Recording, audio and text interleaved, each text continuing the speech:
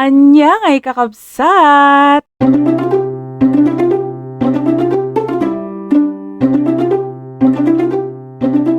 Chocolate in a card.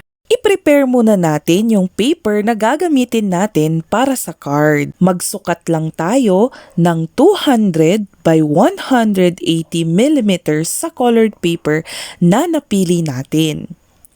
Sunod ay gupitin natin ito ng maayos.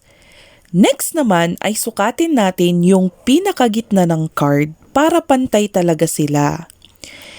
Importante itong part na to mga ka-arts para yung ilalagay natin na chocolate ay magkasya sa loob ng card mismo. Bali yung space na ilalaan natin sa gitna ay 20 millimeters. Tapos isinabay ko na rin sukatin yung laki ng bond paper na ilalagay ko. Bali sa bond paper, magsukat tayo ng 70 by 160 millimeters. Itong bond paper na ididikit natin ay para naman sa letter na isusulat nyo at saka background ng chocolate. Pagkatapos natin sukatin, pwede nyo nang gupitin yung bond paper. After magupit, i-fold yung bond paper into 2 at saka ulit ito gupitin. Gamit ang glue, idikit natin ang bond paper sa magkabilaang bahagi ng card. Dapat nga sana 3 yan para madikitan din yung harap. Medyo lutang kasi ang first one.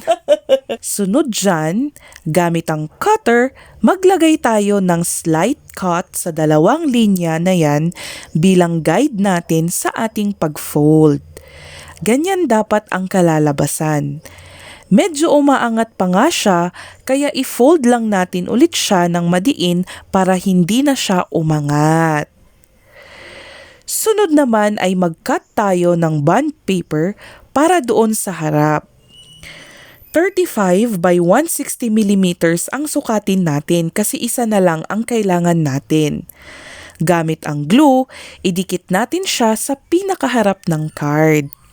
Okay na yan!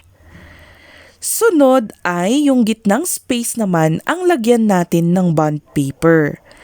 2 ang gugupitin natin para malagyan yung harap at loob, kaya magsukat tayo ng 30 by 160 millimeters. Tapos hahatiin natin yan sa gitna para maging 2 siya, kasjay. Gamit naman ng glue ay idikit na natin sila sa gitnang space sa harap at likod. Balik naman tayo sa loob ng card. I-position na natin ang chocolate at gawan natin siya ng belt. Same colors pa rin ang gagamitin natin para uniform. Kayo na ang bahala sa lapad ng belt na ilalagay nyo. Unahin munang idikit ang belt dyan sa card gamit ang glue. At saka ipatong ang chocolate. Ngayon ay isara naman natin ang belt gamit naman ang double-sided tape. Higpitan ang pagsara para hindi ito malaglag. Sayang naman, baka hindi makarating kay teacher yung chocolate. Next, lagyan lang natin ng quotation yung bahaging yan. Ang sinulat ko nga dyan ay, "A teacher affects eternity." Nako, napaka-true niyan. After that, pwede na kayong magsulat ng letter dyan sa loob at mag-add ng design dyan sa labas. Ipapaubaya ko na yan sa inyo dahil kayang-kaya nyo na yan, malalaki na kayo. Project accomplished na naman tayo.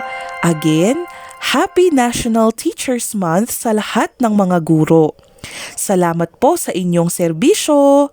Shadi mga ka-arts! Kasjay!